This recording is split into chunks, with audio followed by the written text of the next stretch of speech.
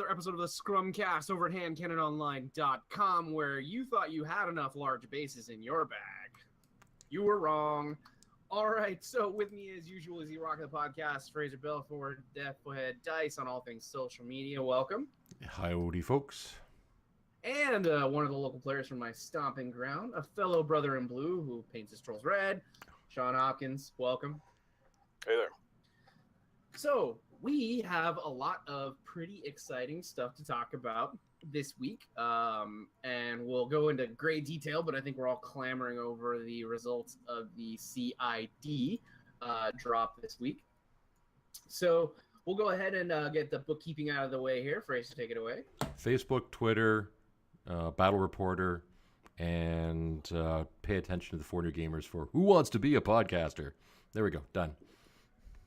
Oh, one last thing. If you're listening to this as a podcast, tune in Wednesdays at 10 p.m.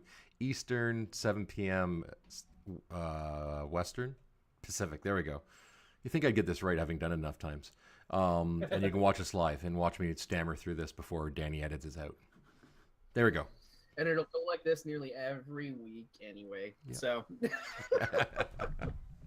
we'll get used to it eventually. Okay, so in the news, you've seen that we finalized our logo contest. We've chosen all of our winners, and we are happy to say that we should have prize support going out for all the folks who contributed, and that you might see some interesting things coming out from us in the future, where there are definitely plans for t-shirts, stickers, and patches, all kinds of things that we used to do in the past, new things to come in that respect. You already talked about Battle Reporter, yes, Fraser? Yep, everyone knows about it. Everyone should use it. Do it. Okay, so let's go ahead and move on. Now, over the last weekend, I went to a tournament at Card Kingdom Ballard. Shawn and I were actually both there. It was about 16 guys, 4 rounds. I did not have a super impressive performance, but I'm actually very envious of Shawn because he brought lists that were more similar to what I would like to be running right now. Shawn, why don't you break down your list real quick and just give us a short synopsis of your tournament day? Well, I start off with my Ragnar list. I'm practicing for Champions of Lock and Load, so you have to pull my casters from ADR. So I went with Ragnar, Glacier King, Mountain King, Axer.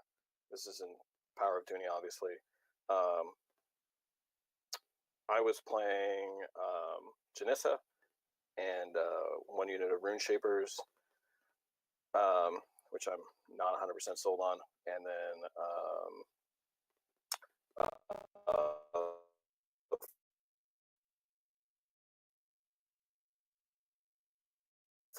full boat of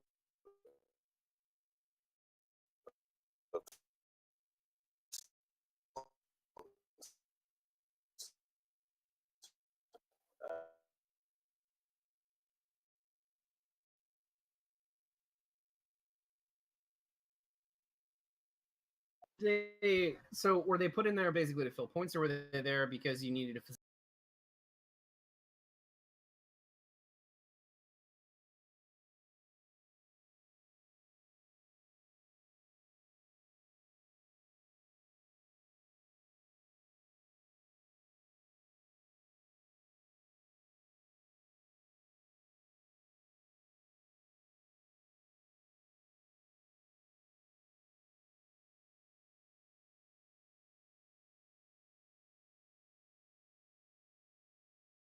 Facilitate knockdown for the Kings?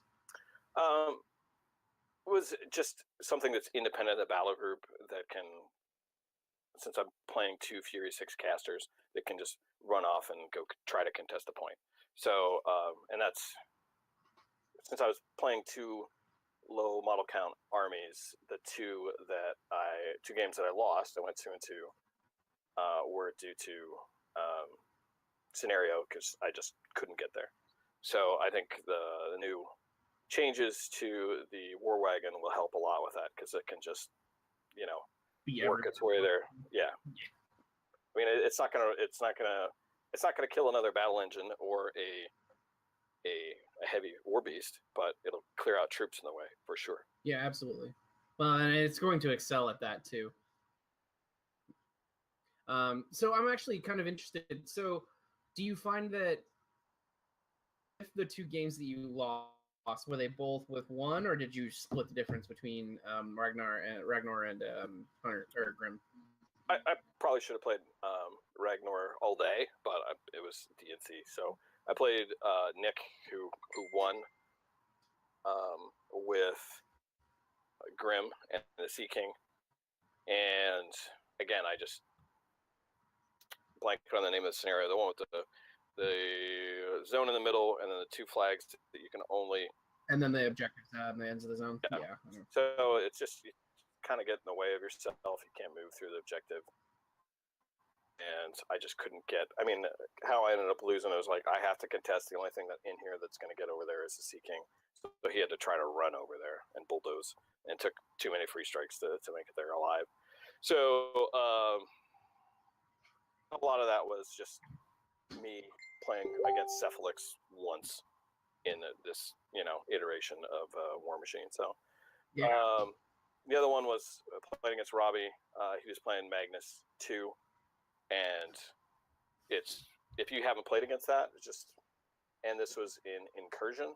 So, and as I had to just run some whelps to go contest, and screwed up a couple things. I mean, he was using a Buccaneer to knock down his caster, so I couldn't kill him. So, I mean, I could get a couple, I got one spray on him. I was trying to get another one and just couldn't get there. So that scenario, or that caster, is very good, specifically in those kind of scenarios. If it's the pit or whatever, he controls his flag for one extra turn. Well, and his feat's still the same in that, like, he just chooses a table edge and you can only move towards that table edge, right? He chooses two you can't move towards. So it was like, chooses the back one so I can't get closer to him, and then chooses one and I can't go that way. So it's, you can either back up or just die, which is pretty much what happened to me. But and if I had just and he was playing pretty jack heavy too, so it would have been tough to just go face tank it. With Ragnar, just hadn't played against that before, so, and didn't think about it ahead of time, that him going first, if I put rush on both of my gargantuans, run them up, so that they're contesting at least 2 out of 3. I'm not sure if you can get all of them, and feet first turn, which, it's better than losing. So, because no one likes those games where like nothing died, but you still lost. Yeah. It's interesting to me. So did you go first or second in that game? I went second. That was the big deal. If I go first, it's not a big deal. I mean, he charges something on he charges both rounds and gets right up to the center flag, and then knocks down his caster.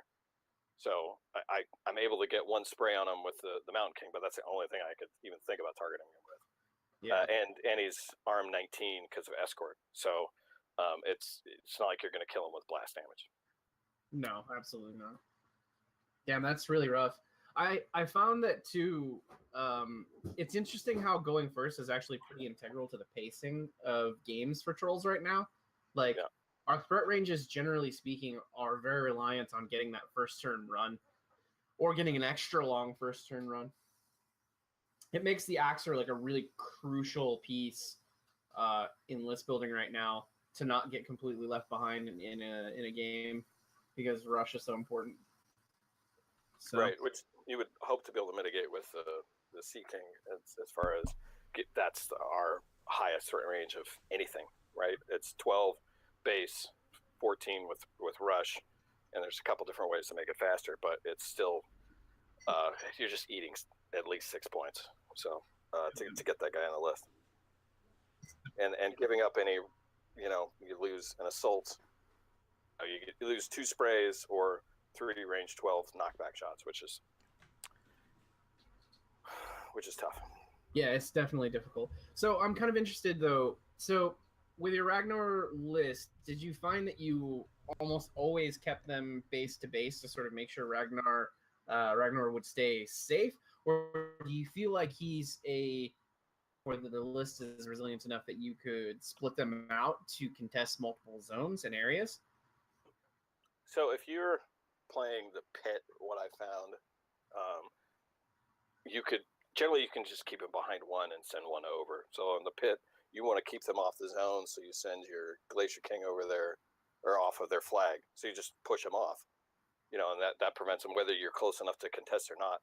You push their caster off, they're not scoring that turn no matter what, as well as they're shooting their caster in the face. So,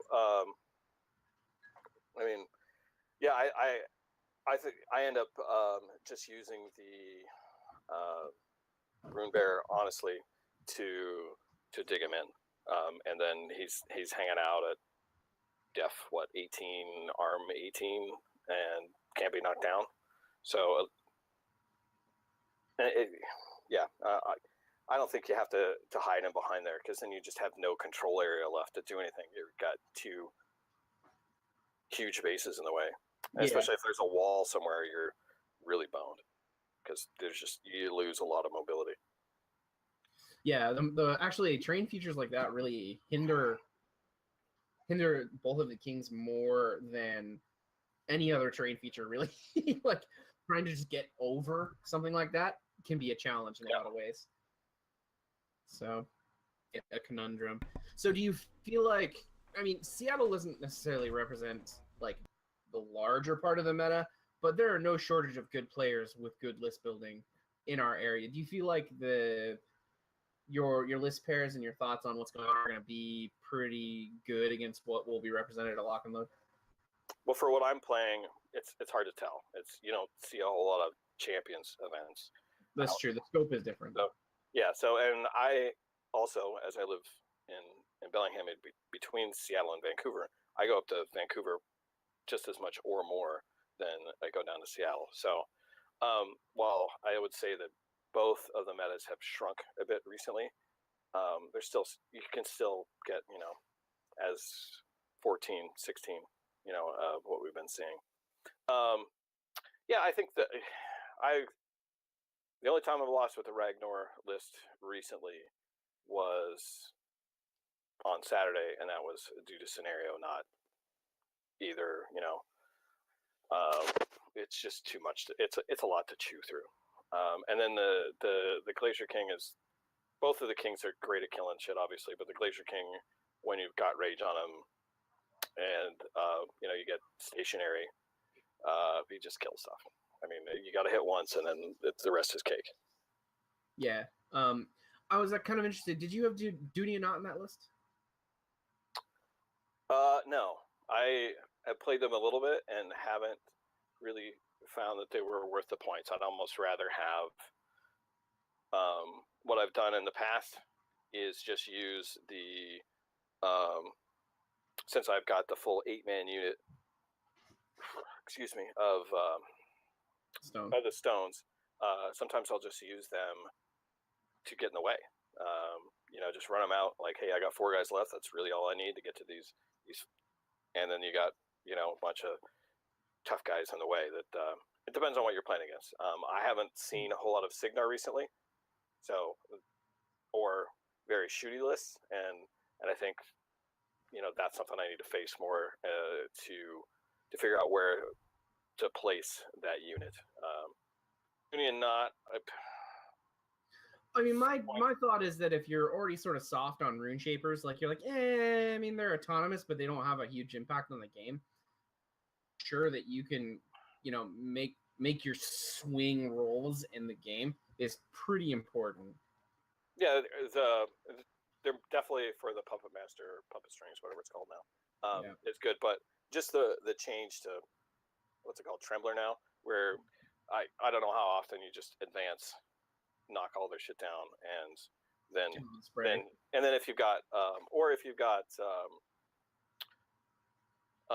Janissa, you can use the Battle Wizard. So one walks up, knocks guys down, the other guys walk up, just hammer them, and then get to shoot another guy due to Battle Wizard. So I don't know. It's either that or another beast for me rather than the Dunian Knot, because it's 9 points. and then I'd probably drop Janissa for more whelps because you really can't have too many. I agree. I mean, my list building currently almost always in Power Dunia includes 2 packs extra of whelps. Like they're just there. I don't think I've ever like had a turnaround in my view of a model like that in such a long time. Where I'd like back when they were anecdotally good and just with Mountain King now, especially when you can get them for free, like they're crucial in a lot of lists, not just for Fury management, but for zone contesting and for tying shit up and for a -1 mat and for, so many things. Just getting in the way. Oh, you can't charge me now, or it's going to be real complicated if you do, that sort of thing. Yeah, for sure. Yeah. So make sure, folks, that you own 4 full packs of whelps because that is a thing that can happen. See, I always debate between taking the whelps and taking a couple of the Northkin Shaman for the mini Cloud Wall. I just don't. I think that like with Shawn's list building paradigm, it doesn't matter. Like he's always going to have shrouded line of sight because he's got huge bases in front of him. Oh, of course, yeah. In that case, absolutely. Yeah, the Shamans start to lose a lot of value there. Is one of the reasons why I didn't bother with them. I instead opted for my free points to go to Janissa and Whelps, for instance, in my list. But Janissa is a model that has become surprisingly useful. Oh, yeah. Despite the nerf. Like, I thought that she would not... I thought she would sit in my bag or sit on my table forever and not come back into this. But in Power of Dunia, I started seeing the benefits of having her. And for instance, the hill actually makes things really sweet in a lot of cases. Like take Jarl, or Grim, any of the Grims where you're just like, oh hey, I need instant line of sight, and you're just like hill. Right. And then they can see whatever the fuck they want, So Yep. There's a lot of interesting applications, and I'm very surprised at how effective she's been. And 2 tournament games now in the last 2 weeks. Tectonic Shift has just won me the game. Yep.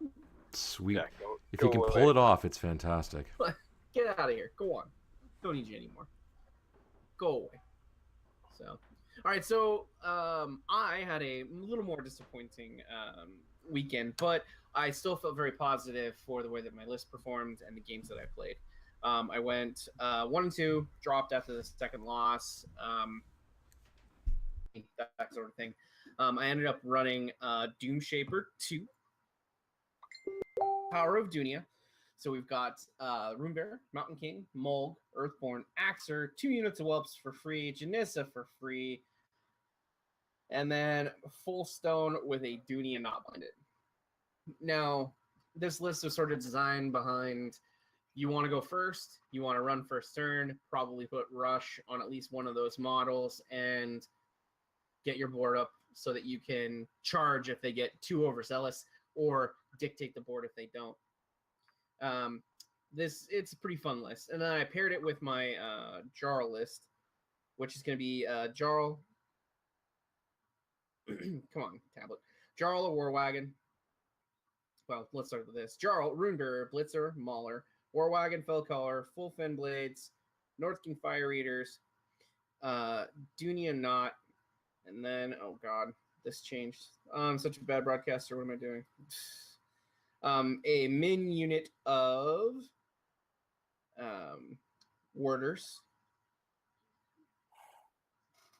And then what else did I do? There was a min unit of warders, and I believe I had another beast in there, probably an Axer. At any rate, so single War Wagon, pre-CID, take and hold the scenario, be quick, be agile, just fucking, keep your opponent off guard with just how fast your list is. Round 1 went pretty well. My opponent was a good sport. Played more Mortal 3. I played Doomy 2, and I basically got he had a really weird list. I was not familiar with most of what was going on there, but he had the cavalry and the solo, and then he got the Venators who shoot the guns and everything and get bonuses against larger bases. So he positioned very strongly after I went first. So I had to feat and address it, and I committed all three heavies, so the Mountain King, Mulg, and the Earthborn, to remove those and remove the backline threat, and then I could position Doomshaper very, very aggressively, and it forced him to commit his Warlock and sort of put himself in a very dangerous position because he knew he would start to lose on scenario if he did not. It eventually ended in me removing key models. I trampled a huge base over models for the first time in my entire War Machine and Horde's career to land next to Morgul and end the game with Wild Aggression. But man, trying to land that pie plate is ridiculous. And then Shawn schooled me on how large a CD actually is. It's 120 millimeters, yeah. 120 millimeters. So there's that. Round 2 was against one of my good friends, Andrew Swedberg, playing, pardon me, playing Jarl against, oh God, I can't even remember the faction he was playing now. Gators. Yeah, he's playing Gators. So he played... Is he playing Caliban? Yeah, Caliban against me in that match, and it was a grind fest. Like, I got to go first, and so I got a really good leg up, but he prayed my War Wagon to begin with his Brigands, and so I had to play the dancing game with it, and because of my positioning, I felt confident enough that I just basically committed the War Wagon, killed several models, knocked a lot of models down, and then killed models with sprays, and left it up front to probably die. I kind of anticipated that, but this left me with models in zone, with Jarl in zone, and I was contesting both flags. And so the grind game began. He feeded and did less than anticipated. Roll that basically swung the turn for me there. But I then in turn killed his battle engine, moved into the zone. I made a mistake in positioning in that I moved my blitzer just a little too close because I was using it as zone control. So if he decided that he wanted to try and commit heavies or some, anything that was just gonna like toe the zone, I was gonna use the blitzer and push everything out with bulldoze. But I instead lost it to 6 brigands almost. Like you left me with like 6 health with just 6 shots. It's like freaking ridiculous. 30 health beast. And he didn't have Parasite on him, did he? No. He got prey on it. He switched prey because he killed the. All right, so POW 14. So his dice off 4, but he was only doing 3 damage a pop on average. Right. And did. Well, so he was obviously doing more than that, yeah. Yeah, significantly more. So I lost that, and then during that turn though, I destroyed the objective, dominated, and then I ran over to the flag with Jarl and got 4. And then basically put him in a position where he had to absolutely kill me.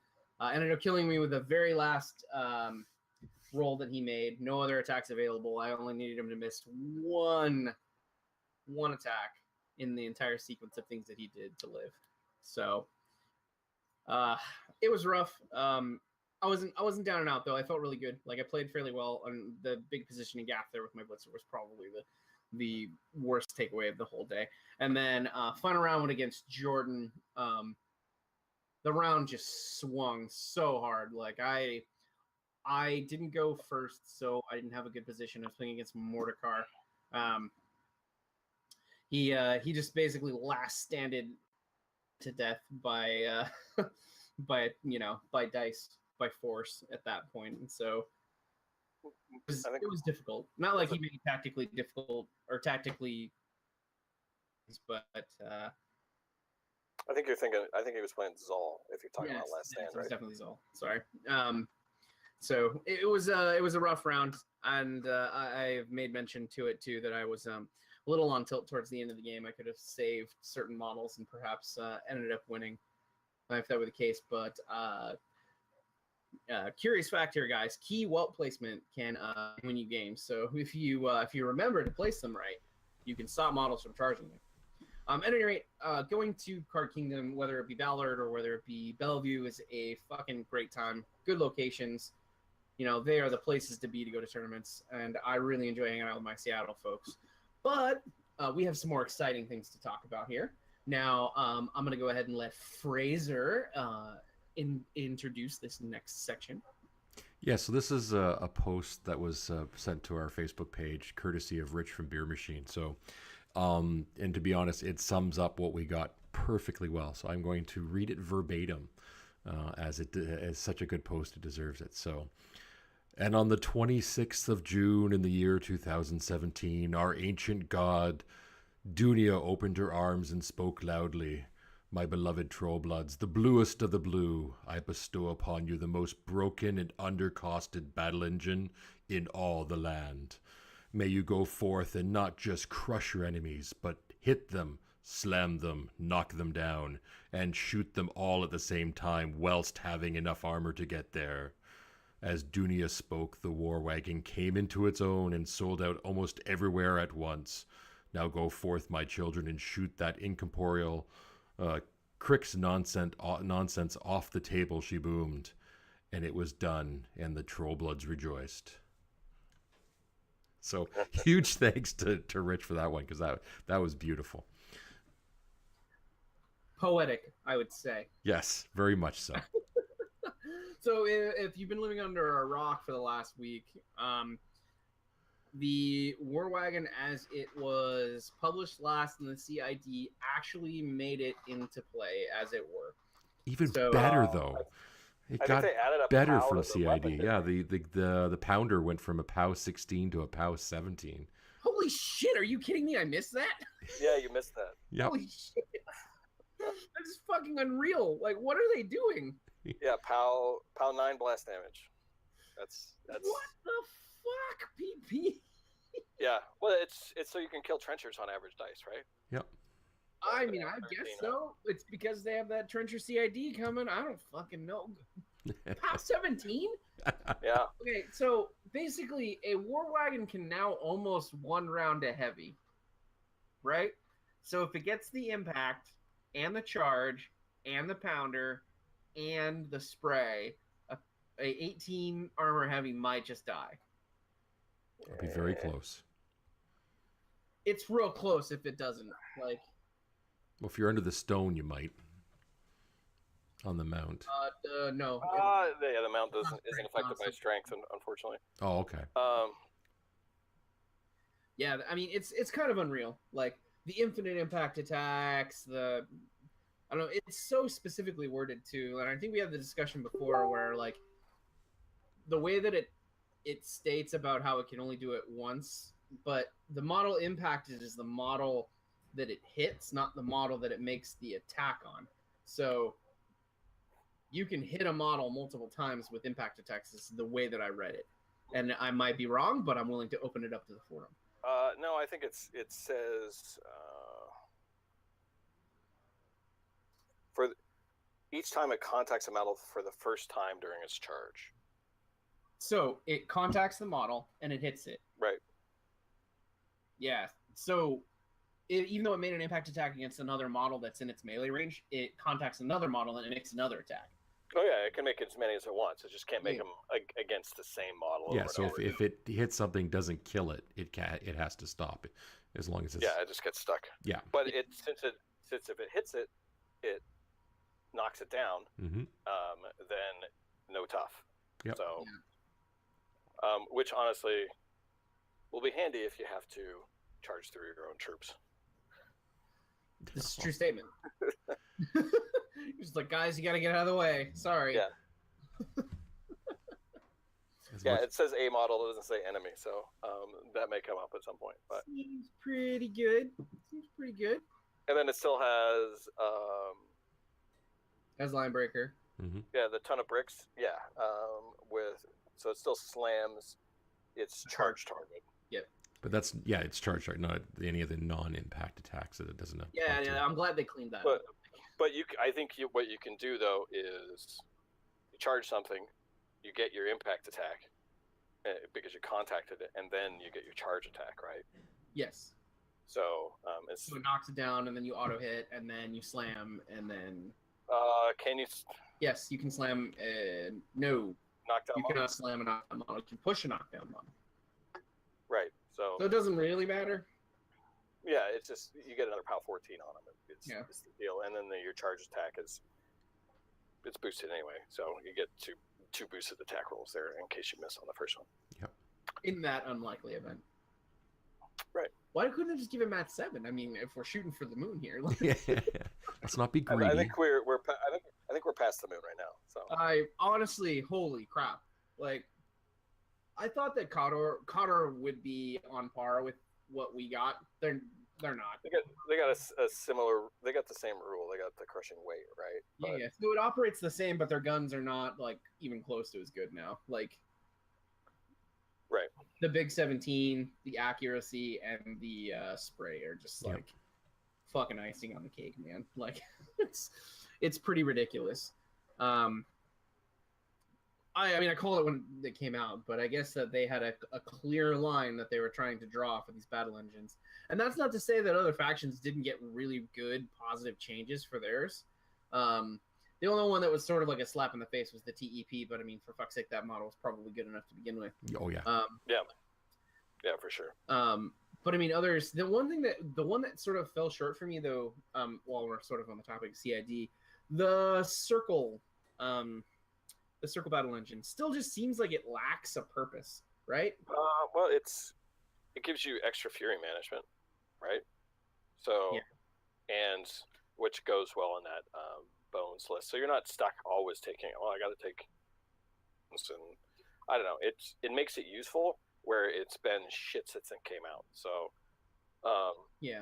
well, I'm still not convinced that its weapons are actually like legitimately useful. Like they're just it's cool they're typed and it's cool that they do different things, but it's slow and its weapons are not particularly long range. Well, it can be placed now where it didn't used to be. Okay. So it can go 8 inches and shoot. So you have to devote models to it though to make it mobile. Yeah. It seems kind of corner case considering most of the others are at least like normally mobile. Well, I guess it can charge, right? So yeah.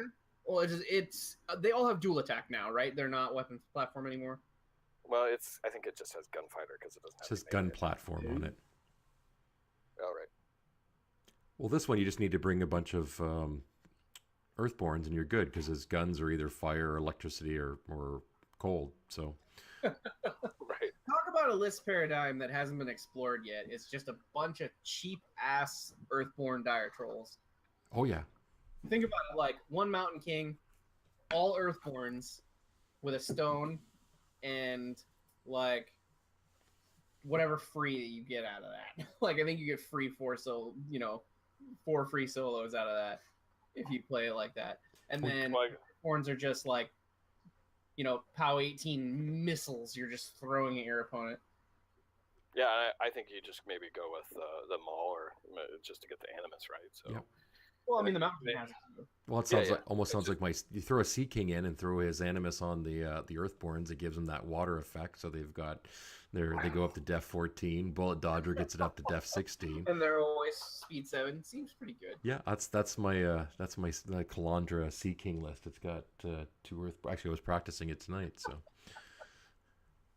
yes, but anyways, I digress. Oh boy. So I think that we all also had some double War Wagon lists here that we wanted to talk about. Whereas you haven't spoke very much this podcast, I'm going to go ahaad and let you roll out your double War Wagon list here, since we're sort of on the hype train. Yeah, and this was a quick one I pulled together this evening. I haven't given it a lot of thought, but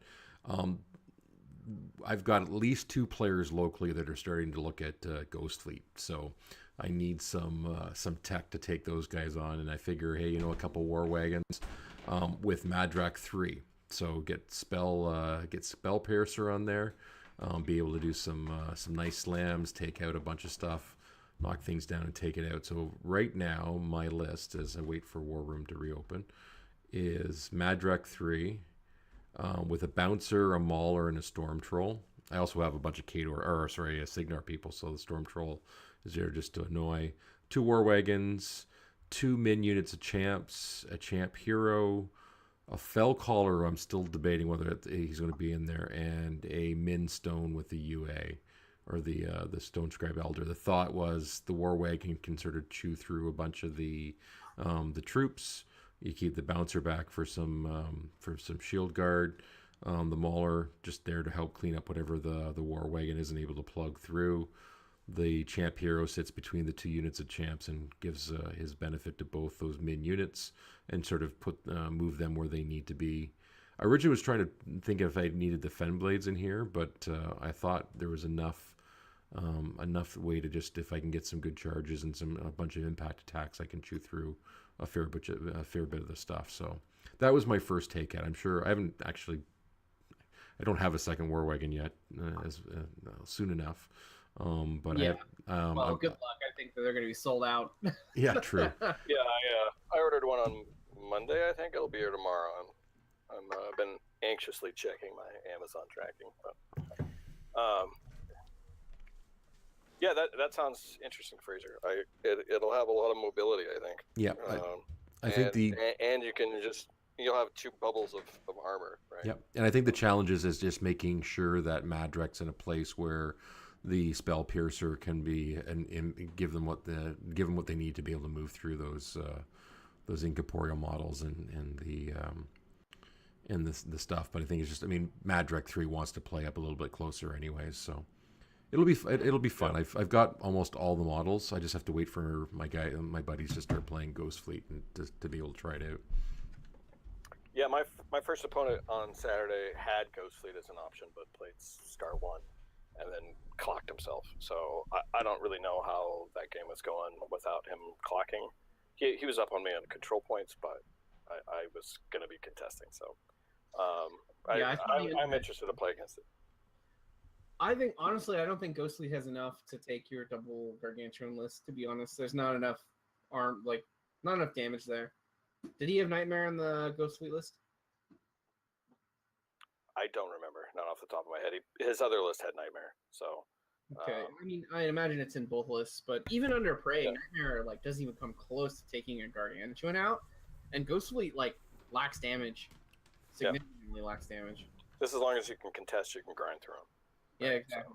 So. It might take a while, but you have a low model count list, and he does not, and so I think the outcome would have been very similar. I figured he probably is just gonna clock it. Yeah. Yeah. So. All right, I'm gonna go ahead and pitch out my my double War Wagon list here. So I've chosen Jarl because Jarl's the pimp, as Hacksaw used to say. So we've got Jarl, a Rune Bear, Mauler Blitzer, same battle group as my other list before. 2 War Wagons, Fellcaller, Fen Blades, Fire Eaters, and a Duty and Knot. This list is just fucking meat and potatoes, and it's 2 War Wagons. And I can have one close to the group of models that I want that can plow through whatever I need. And then I've got one that's speed 9, fucking flying up a flank and harassing somebody's backline. Jarl makes the War Wagon nuts, and when you've got 2 of them, it's even worse to try and deal with. Great model removal. You've got Rage on the list. You've got good guns on the list. You've got Bulldoze. This list is... I'm super stoked to start playing this and test right before lock and load, and I honestly think it's going to be really good going into the next scenario packet. So, going to be super interesting.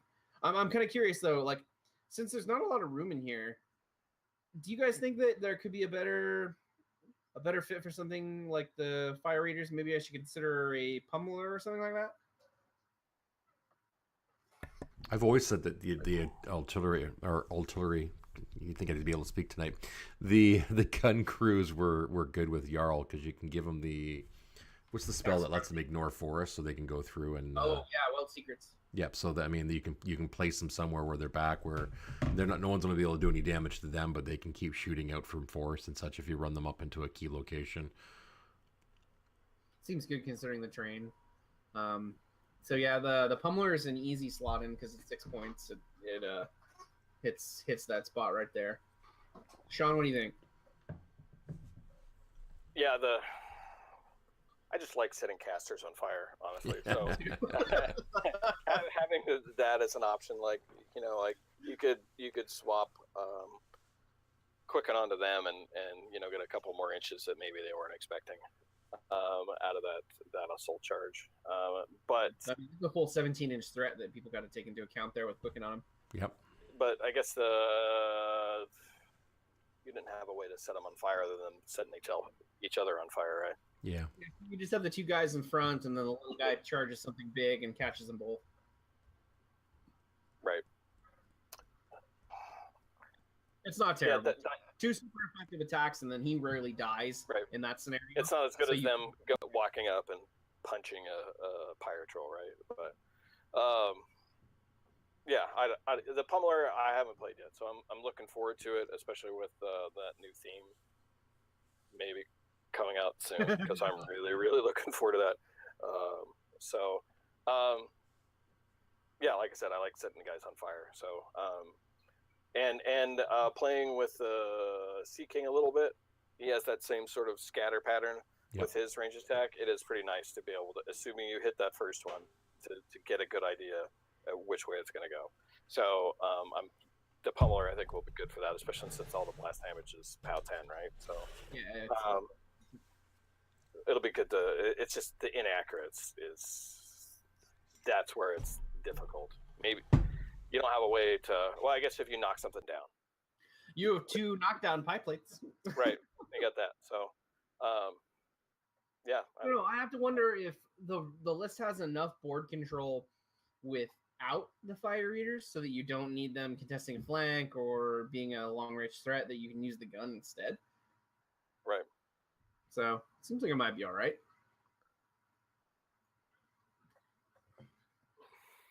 Yeah, I like them. Either option, honestly. Seems good. All right, so what do you got for a double War Wagon list here?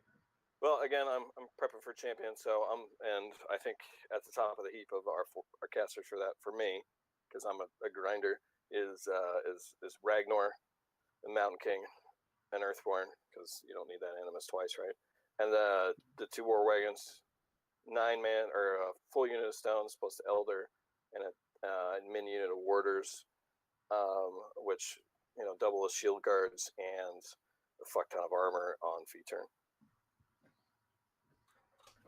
So in the Mountain King instead of the Glacier King, mostly just to drop deafen on somebody, so that it gives you +2 mat on the War Wagons. It's a lot of huge bases to move around, but you got huge Pathfinder guys that can go contest. So I don't know. I obviously haven't played it yet since I don't have my second War Wagon, but I think it'd be interesting to play. I think if I try to play that in a casual game, someone might throw something at me. So that's probably right.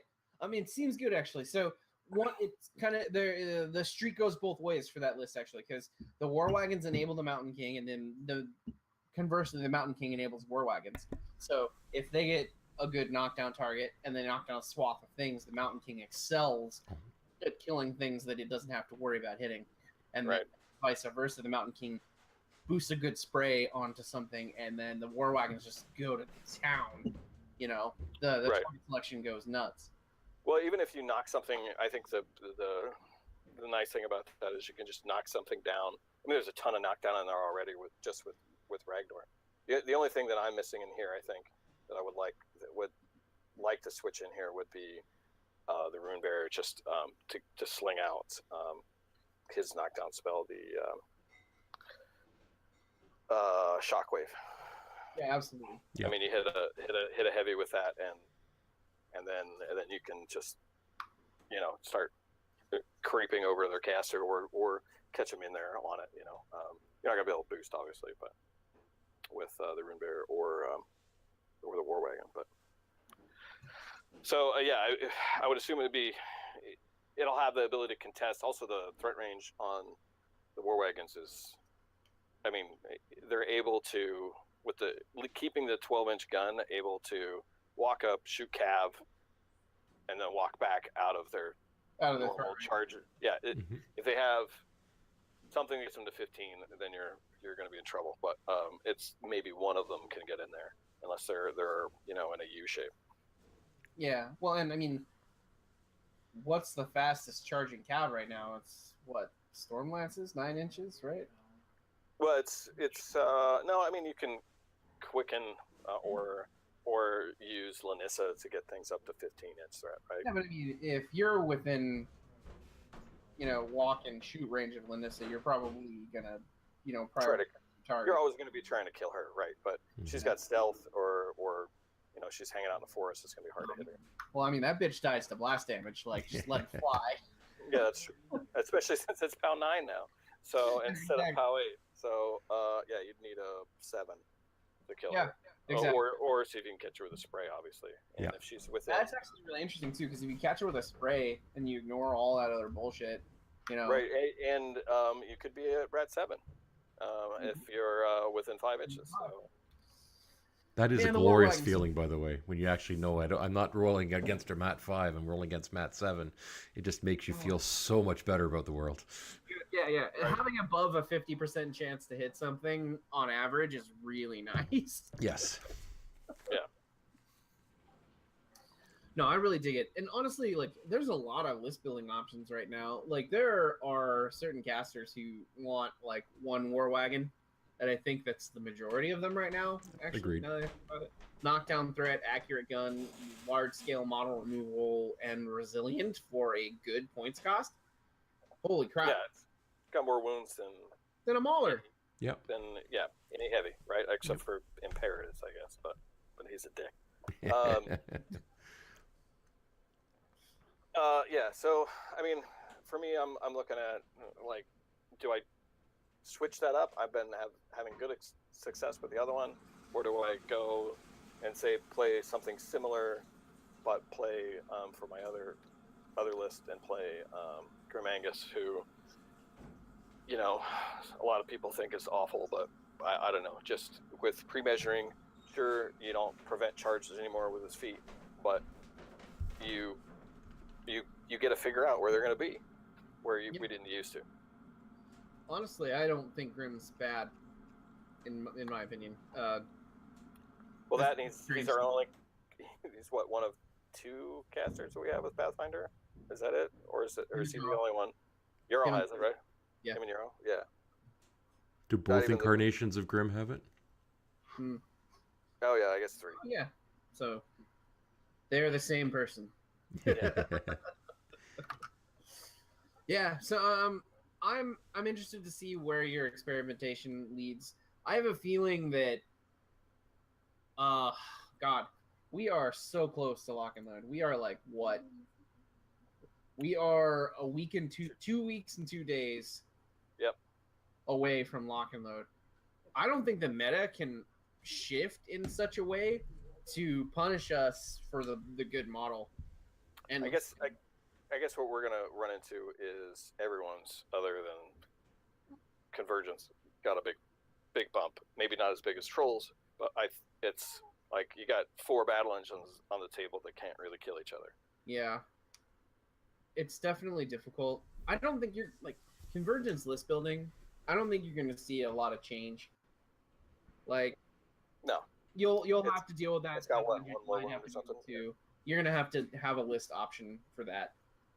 So, that being said, I think you're probably going to start seeing like one pop up in most lists, like, or at least in list options. Like, for instance, like the cricket with Rhett, it got really good. Like, you're going to start to see that in a few lists. I think that the Animatrix is pretty good too, especially with like Rishef. Yeah. You get a heavy at -4 armor, and then you get, what is it? It's D3 +1 shots at POW 15 and Rat 7, and then the thing is speed 8, range 12, so it's got a 20-inch threat range with no help, and Rat 7 against heavies anyway with no help, or Rat 9. So you're taking 4 POW 15s. I don't know. It's plus it has the ability to boost as well because it collects the rage tokens. Which you just we'll have to check. I don't know if it works on ranged attacks. But even the tail is like POW pound strength 18. Yeah, our local Scorn player Robert's been drooling over it, and he may or may not have gone in and ordered one today. I wouldn't blame him. What you gotta look out for though is the Cawdor one, because it fits into their Winterguard theme. Yep. And yeah, that starts to get crazy with those guns, and then you got Winter Guard guns, and you've got the option of running things like Butcher 1. Like, that is just a fucking ton of damage coming down range. Yep. With Butcher a lot of impediment. That's where you play Well, the it has double the War same- Wagon with Gunbjorn, and on your feet turn, you just don't take any damage, and then you're up and just plowing through the lines the next turn. Yeah. I do like double Gargantuan, not the Sea King, with Gunbjorn as well. Just you get two sprays from the Mountain King boosted all the time, and then you get 3 fully boosted knockback sniped shots with the Glacier King. Yeah, so range 16, right? Because that's kind of funny. I called that one the bouncer list because the Glacier King's just like, okay, anything can kill the Mountain King or me. You're back up. Right? He's just like, get out of my way. Stay away from me. So you need a War Wagon in there to knock the stuff down first, so that you don't wind up pushing the other stuff you want out of range. Right. You swap that for. You can just swap. Normally, I would play like a bomber in that, so you just swap the bomber out. But and then you have to. That one is much better in theme, just because you get free whelps, because you need them to manage. When you're always putting 5 on that Glacier King, you need it to manage Fury. Yeah, absolutely. Well, and like the whelps are free, and then line of sight for Gunbjorn with Janissa is good there. The shots are kind of useless in that when you're running it in Junia. So you're basically using for Runebearer, whelps, and Janissa in that respect. You probably run Stone too. I mean, it's a pretty standard list build out when you're going double Gargantuan. I mean, right now the only theme that'll take the War Wagon is the new Krill Company, the one that's it isn't out. Yeah. And it's probably not going to be out before Lock and Load. No, I don't think so. It would. I would assume it would have come out with its last drop, unless they. Yeah, I was surprised because they tested unless they are gonna have the magazine for sale at the store that has it, then maybe it's in there. But I think that's unlikely. I find that unlikely as well. I mean, list building on the spot for that is so unlikely. Yeah, I would. For me, for champions, I would love to play with like double sluggers with that list and Orbital 2, because you just light something on fire and it just sluggers just fucking demolish. Yeah. You do on average, like 20 boosted POW 13s, it's gonna die. I still like that with the scattergunners. Yeah. POW 12 sprays boosted, just to depend, especially if they got lots of troops you're going into. Talk about a model that I think that might actually see some legitimate play here, where everybody's just like, man, I don't even see this on the table. The sluggers and that theme. Sluggers are actually kind of ridiculous, but people haven't cued in on how good they are yet. The models need some help themselves because they're super old. Like the female ones, like almost don't have a face at this point. But because I just got some. Pretty heavy there. Huh? She's got bigger lips than the other ones, so but you might have to, make them a little larger just to distinguish. But she's definitely not different enough looking from the other guys, even though she's the leader. Right. I think I've played sluggers once and they won the game for me, so I don't understand why I don't play them more often. Yeah, I need to get a second unit. And I mean, they're 10 points for 5 dudes. Yeah. 5 dudes with a bunch of range shots. Yeah. With Grim 2, I think they're real good as well. I mean, they're range 14. You can get them up to effectively rat 9 or 11 if they aim, right? Because they got a marked target and mortality on something, and you're just... God, and then they're PAL fucking 15. Yeah. Starts to get real good. Yeah, that theme list will be good. I don't remember exactly if you can take Braylon as one of the free solos or not. I don't think so. If it's got a gun, you can take it. Well, it's whether it's one of the things you can take for free, but I don't know about that. Because getting her for free would be pretty ridiculous. I mean, you don't even need. I still think the Highwaymen need a little bit of help. I agree. And maybe we'll see that in the CID. Maybe they'll go up. I think just making them range 10 would make them better. If they were Agreed. range 8 PAL 12s, I think they'd be really damn good because So I think that Good. like you can go two ways with Highwaymen. Like if you keep them the way they are, you make them stealth. If you increase their range, you need to do it by 4 rather than 2, to make them competitively useful in the game. Is there comparable models that in other factions that have a range 10 combined range? No, because long gunners yeah. are ranged. well, no, the trenchers have CRA in our range 10. They're but- range 10. Yeah, military rifle. Yeah, range 10 PAL 11s. Okay. So I mean, but they also don't have 2 guns. So that's why they're paying a tax there for having 2 attacks. We're also dealing with Highwaymen who have pistols, not Yeah, true. rifles. Right. So yeah, the range bit, I don't know.